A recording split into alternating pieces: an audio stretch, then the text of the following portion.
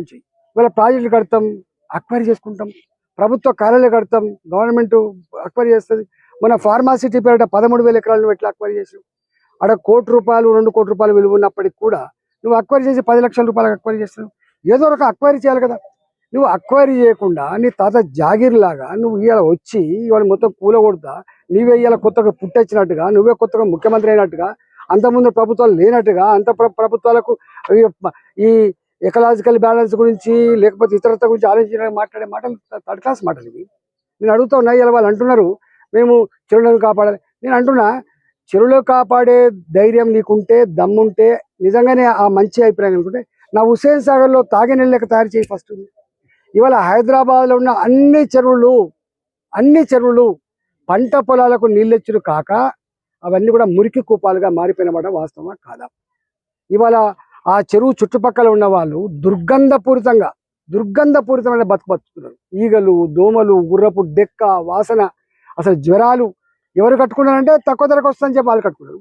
నేను అంటున్నా ప్రభుత్వాన్ని, ఇవాళ మీరు వాళ్ళకు సామాన్యులు కావచ్చు, వాళ్ళు నీతో యుద్ధానికి రాకపోవచ్చు, వాళ్ళు కోర్టు మెట్టెక్కే డబ్బులు లేకపోవచ్చు, కానీ వాళ్ళ ఏడుపు, వాళ్ళ కన్నీళ్ళు, వాళ్ళ ఉసురు నీకు తాకకుండా పోదు. గుర్తుపెట్టుకో.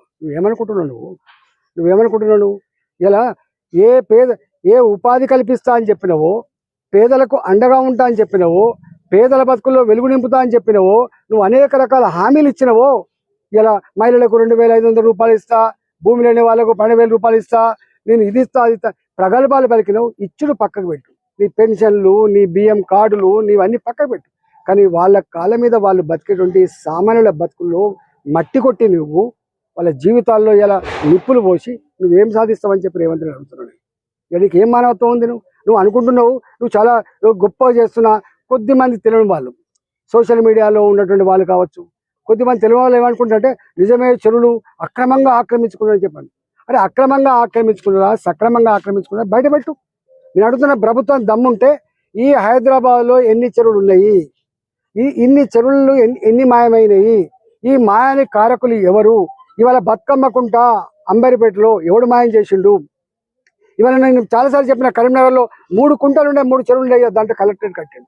ఇవాళ అనేక చెరువులు, అనేక కుంటలు. ఇవాళ ఇక్కడ కృష్ణకాంత్ పార్క్ ఉంటుంది, ఈసుబుడలో ఉంటుంది, అనేక చెరువులు. మాసప్ ట్యాంక్, దాని పేరే మాసప్ ట్యాంక్, ఇలా క్రికెట్ గ్రౌండ్ అయిపోయింది. ఇవాళ నీవు కొన్ని వందల చెరువులు డిస్మాంటిల్ చేసి